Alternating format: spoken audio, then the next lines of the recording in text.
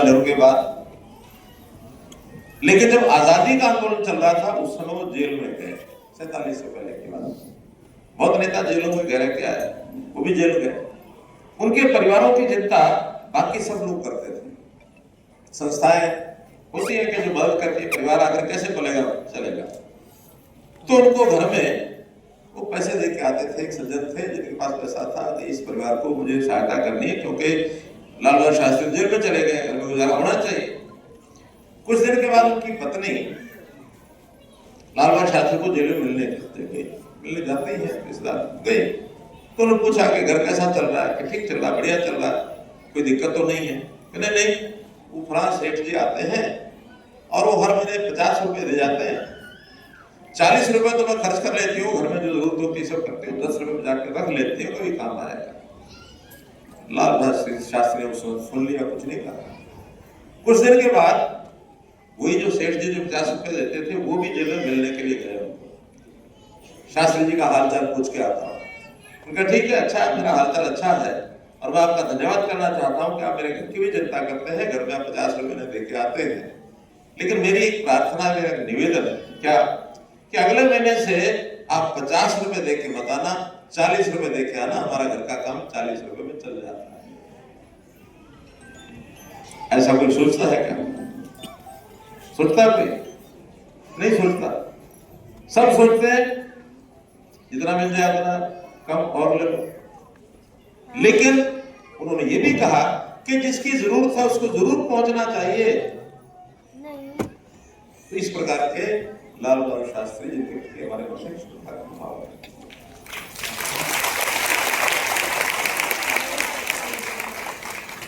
मोदी जी ने भी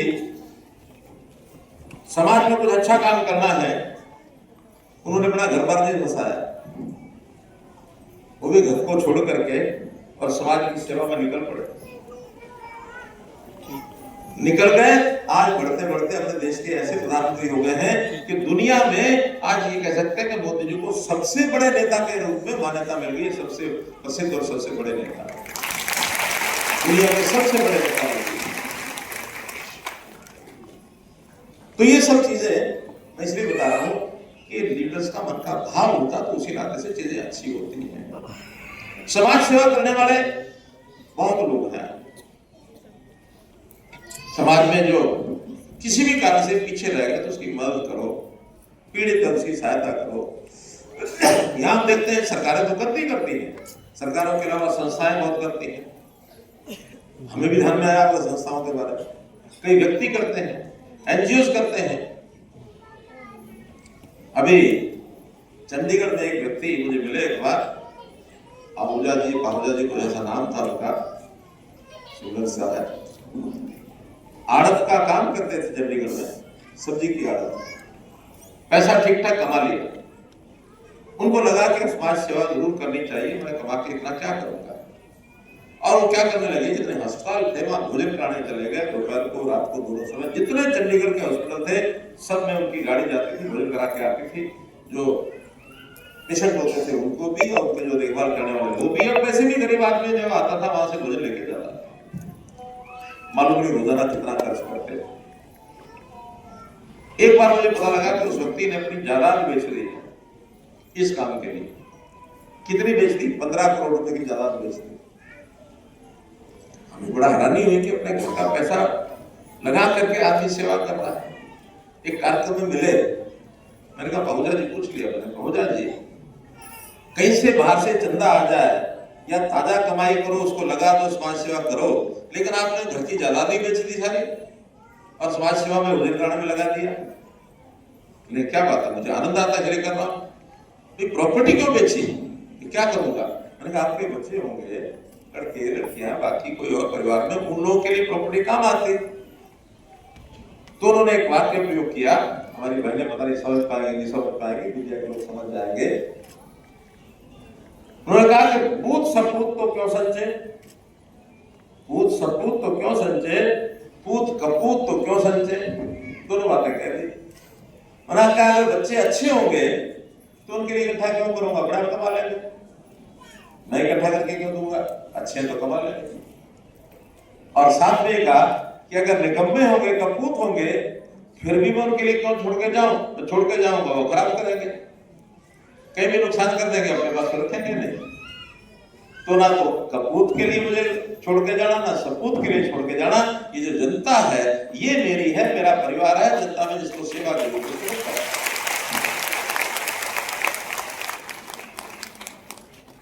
ये बातें ध्यान में रह जाती।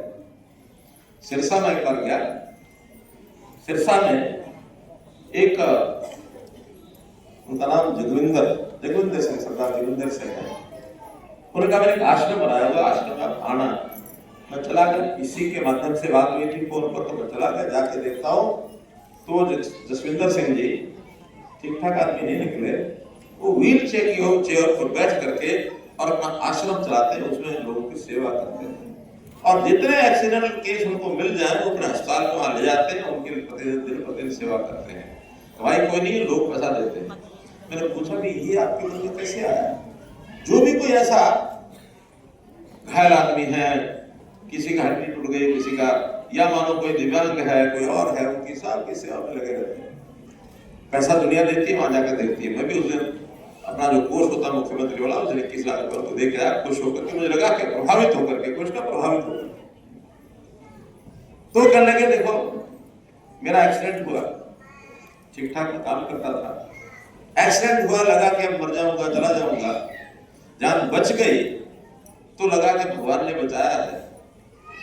अब बचाया तो ये जिंदगी मुझे अपने लिए नहीं है, ये लोगों के लिए है। और ऐसे जो घायल होंगे, फट्टड़ होंगे, ऐसे तुम होंगे, उन्हीं की सेवा में करूंगा, मेरा जीवन बचा तो उनके काम आना चाहिए, ऐसा सा विचार। हमने नाम सुना होगा अन्ना हजारे, सुना? अन्ना हजारे के जीवन का परिवर्तन क्या आया कि फौज में नौकरी करते थे। एक बार 6 फौजी जहाज में एक स्थान से दूसरे स्थान पर जा रहे थे, जहाज खराब हुआ, गिर गया, एक्सीडेंट हो गया, 5 लोग मर गए, ये बच गया। अब इनको लगा कि 5 मर गए, मैं बच गया, मेरे ऊपर मेरा अधिकार नहीं है, अब तो ये भगवान का शरीर है, उसके लिए चलाऊंगा। उसके दिन के बाद अपने गांव से लेकर के सारे देश और दुनिया में घूमते हैं, लोग की सेवा करते हैं। मैं इतनी बातें इसलिए आपको बता रहा हूं, हो सकता है कि आपकी क्षमता भी वैसी ना हो, मन तो वैसा है ना, क्यों किसी का भला करें, अपना परिवार भी चलाएं, दूसरों का भला भी करें, ये इसे जरूर सामने रखना चाहिए। हमने भी सरकार के नाते, जब मैं मुख्यमंत्री था तो ध्यान में आया कि आखिर समाज में गरीबी बहुत है, गरीब लोग हैं, भ्रष्टाचार बहुत है, भ्रष्टाचार को रोकना चाहिए। कितने ही कार्यक्रम किए और उस कार्यक्रम के बाद लोग प्रसन्न भी हुए कि बड़ी अच्छी चीजें हैं, बड़ी अच्छी योजनाएं हैं। गरीबों को राशन मिलता नहीं था, राशन कार्ड बनवाने के लिए लगे रहते थे, कई महीने लग जाते थे, सालों लग जाते थे, और चक्कर काटते रहते थे नेताओं के, मेरा राशन कार्ड बनवा दो, राशन कार्ड बनवा दो।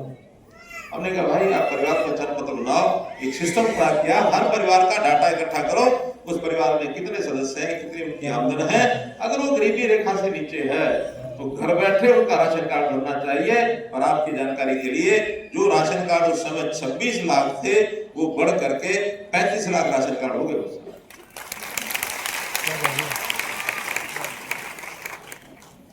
और उस समय गरीबी रेखा के एक लाइन 1,20,000 रुपया साल की थी, हमने उसको ऊपर कर दिया 1,80,000 तक भी बनवा सकते हैं।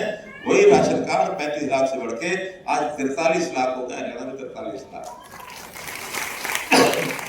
अब राशन कार्ड बनवाने के लिए किसी नेता का चक्कर नहीं काटना पड़ता है किसी को, अपने आप बनता है ना, अपने आप। बुजुर्गों की पेंशन, हम में से बुजुर्ग तो शायद कोई एक आध बैठा होगा पेंशन वाला, लेकिन जो 60 साल का हो जाता है, हमने उसी परिवार पहचान पत्र में से ये कह दिया कि अगर 60 साल का हो गया है तो इनके घर आदमी चला जाए, उसके कागज पर साइन करा के ले आए, 1 महीने बाद उसको पेंशन घर पहुंच जाएगी। किसी को पेंशन बढ़वाने के लिए चक्कर काटना पड़ता है, नहीं काटना पड़ता।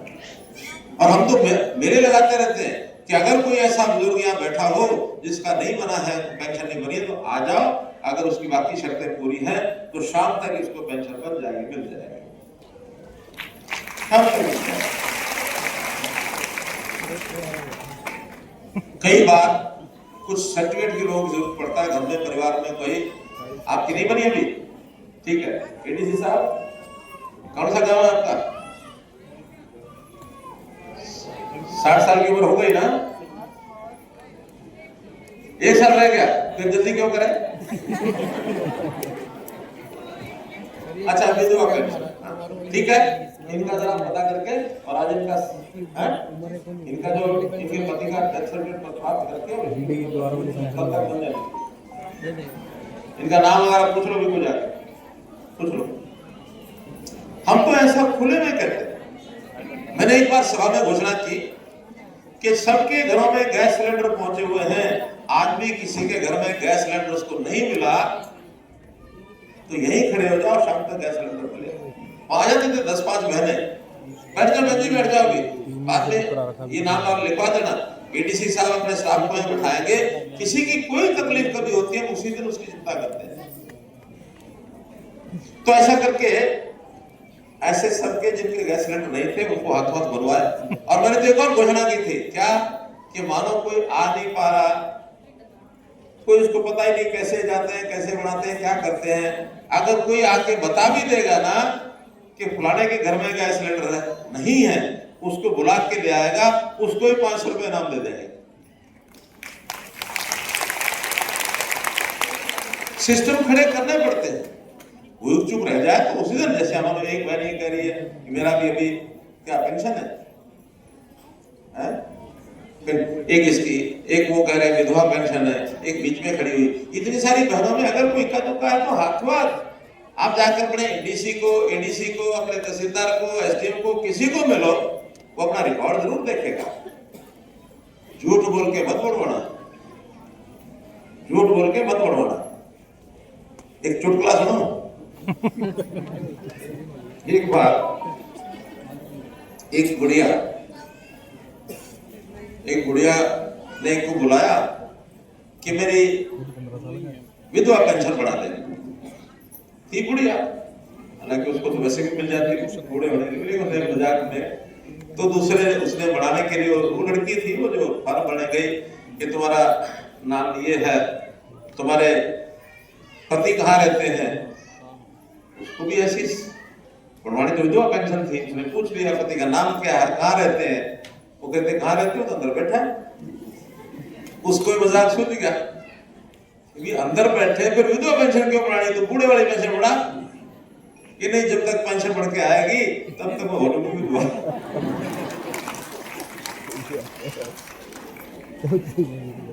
क्योंकि उस समय ये पेंशन बढ़ना आसान नहीं होता था, सालों साल लग जाते थे, आज कोई ऐसे नहीं कह सकता। मेरा कहने का भाव ये है, सरकारों के काम करने के तरीके, तो ये सारे हमने यहां किए, केंद्र में मोदी जी ने किए। मोदी जी ने भी गरीबों की चिंता की, और चिंता में उन्होंने कहा सबसे पहले गरीब परिवार जो भी हैं उनके यहाँ अन्न की जरूरत है, अन्न जरूर होना चाहिए। उन्होंने गरीब कल्याण परिवार योजना बनाई और 80 करोड़ लोगों को और अन्न घर में मिले, इसकी चिंता उन्होंने कब की, जब कोविड चल रहा था। जिसकी भी जरूरत थी उसको दिया, बल्कि कईयों को तो डबल दिया, कई महीने को डबल अनाज लेके जाओ। फिर उनका के घर में जरूरत होती है मकान की, घर की। प्रधानमंत्री आवास योजना चला, उसमें 4 करोड़ मकान एक बार दे दिए, अभी 3 करोड़ और चल रहे हैं। फॉर्म भरते हैं, उसके अंदर जमीन होनी चाहिए, बाकी सब वो कंडीशन हम पूरी करो, मकान अपना बढ़वा लो। फिर उसमें मकान के अंदर मकान तो बढ़ गया, मकान में जैसा मैंने बताया उसके अंदर शौचालय भी होना चाहिए, शौचालय बनवा दिए। फिर गैस का सिलेंडर होना चाहिए, गैस सिलेंडर लगवा दिया। बिजली होनी चाहिए, हर घर में बिजली पहुंचाने का काम कर दिया। पानी हर घर में पहुंचना चाहिए, पानी पहुंचा दिया।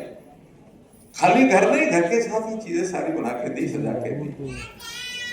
गरीब परिवार का आदमी बीमार हो जाता है, उसके ऊपर कर्जा ना चढ़ जाए, बोझ ना चढ़ जाए, तो इसलिए आयुष्मान की योजना बनाई कि 5 लाख रुपए तक अगर गरीब परिवार के अंदर किसी की बीमारी का इलाज का खर्च आता है तो मुफ्त होगा, कोई पैसा नहीं लगेगा। और उसका सारे देश में करोड़ों लोग उसका लाभ उठा रहे हैं। अब तो बल्कि प्रदेश की सरकारों ने 5 लाख और जोड़ दिया है। बुजुर्गों का अलग से 5 लाख दे दिया है कि 70 साल या इससे ऊपर की उम्र है तो हर बुजुर्ग में उसका 5 लाख रुपए का अलग पेंशन होगी। पेंशन नहीं, बीमा का ये स्वास्थ्य बीमा होगा, ये स्वास्थ्य के ऊपर खर्च होगा। तो ऐसी कई सुविधाएं दे दी हैं। और उसके अंदर आगे चल करके रोजगार की योजना, क्योंकि जब तक लोगों का रोजगार नहीं बढ़ाएंगे तब तक ये गरीबी छाई रहेगी। लोगों को रोजगार देने के बाद उसका हिसाब तब लगाया 25 करोड़ परिवार पिछले 10 साल में गरीबी रेखा से ऊपर कर दिए, जिनको नौकरियां मिल गई, जिनके व्यापार बिजनेस सब बन गए। महिलाओं को भी करोड़पति बनाया, लखपति दीदी बनाया, उनके सेल्फ हेल्प ग्रुप बनाए, ड्रोन दीदी ड्रोन सिखाया, सेल्फ हेल्प ग्रुप बनाए। सेल्फ हेल्प ग्रुप के अंदर भी कुछ ना कुछ काम करो, बिक्री करो, जाके कुछ कमाई हो जाएगी। हम में से यहाँ बहनें बैठी हैं, सेल्फ हेल्प ग्रुप में कौन कौन मेंबर है, जरा हाथ खड़े करो। एक 10-15% तो यहाँ बैठी है। ये जो सेल्फ हेल्प ग्रुप की मेंबर है कुछ ना कुछ काम करती होंगी। आज भी हमने बाहर स्टॉल जो लगाया है उसके अंदर सेल्फ हेल्प ग्रुप का सामान बना के बेचने की व्यवस्था भी सरकार की ओर से करते हैं, तो लोगों की आमदन बढ़े, ये अगला कार्यक्रम। इसके बाद ये है कि कोई नहीं काम कर पाया, गरीब रह गया, तो भी उसके घर परिवार का गुजारा ठीक से चले। ओल्ड एज पेंशन हमने इसको 3000 से आजकल कितनी है,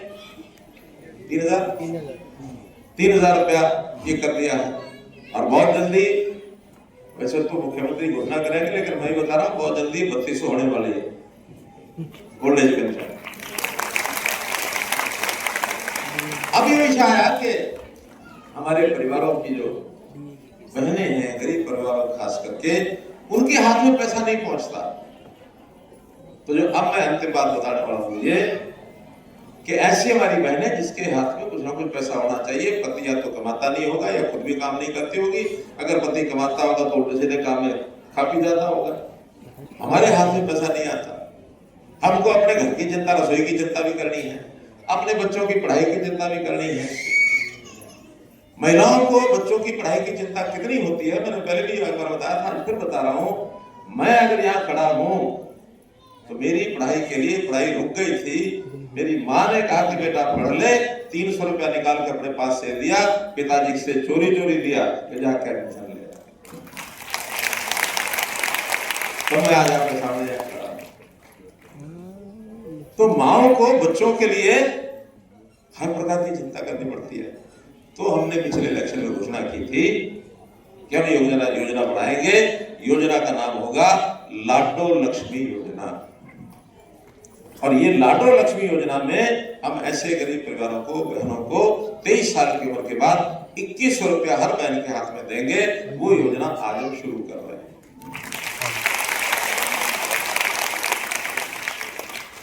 उस समय जब घोषणा हुई तो विपक्ष के लोगों ने बहुत कंडम किया कि खाली घोषणाएं होती है, देखेंगे कैसे लागू करेंगे, क्योंकि उनकी सरकारों ने घोषणा की कभी लागू नहीं कर पाए।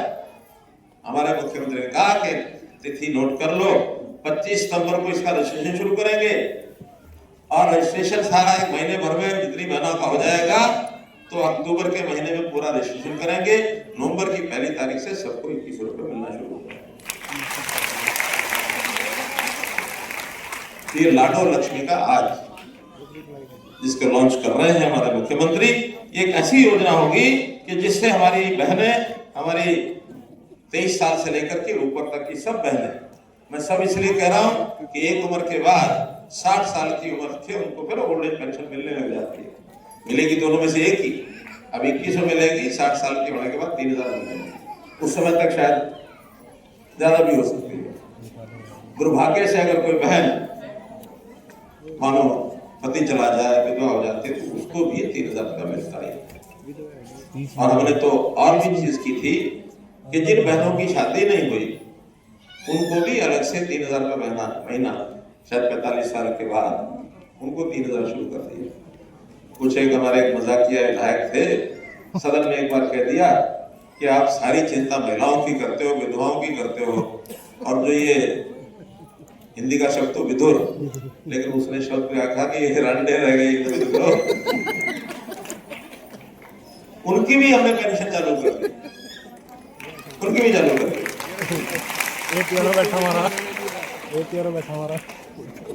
आखिर समाज के लिए जितना करो उतना कम है।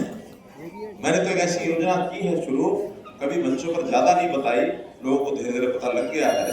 अब सबको पता लग गया तो बताने में हर्ज नहीं है, नहीं तो लोग कहेंगे कि मौत के ऊपर बोलना शुरू कर दिया। हमने कहा देखिए, परिवार में गरीब आदमी के परिवार में किसी की मृत्यु हो जाए, वो 7 साल से ऊपर और 60 साल तक, 7 साल का बालक पढ़ाई करता है तो घर में आशा की किरण होता है, थोड़ा पैसा उसको भी दो।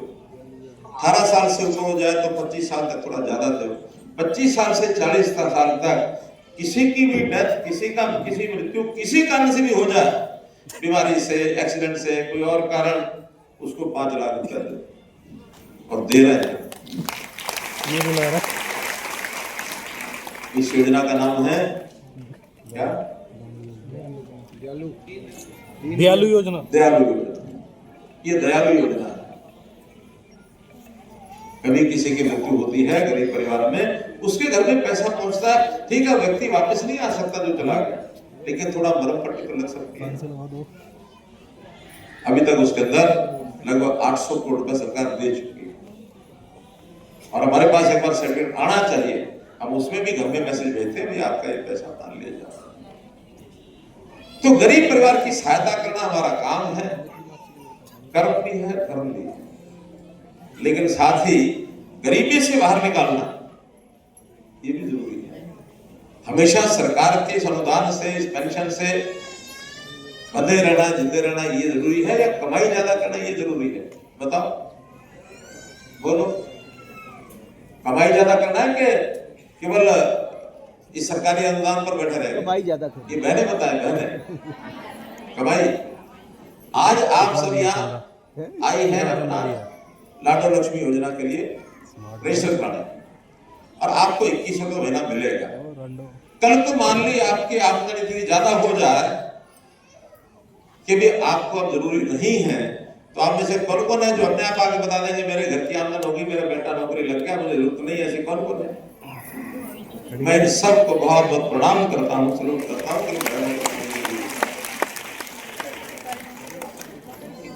जरूरत हो तो लो, नहीं तो जिसको जरूरत हो चीज उधर घुमा दो। ये जो सीक्रेट मैंने बताया ना लाल बहादुर शास्त्री की, उसके पीछे यही है।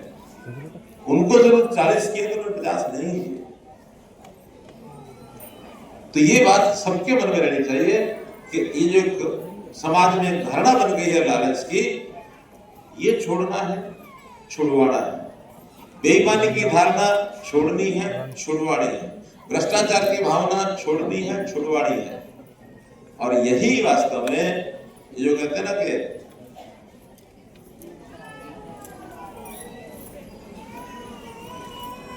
ये जो कहते हैं कि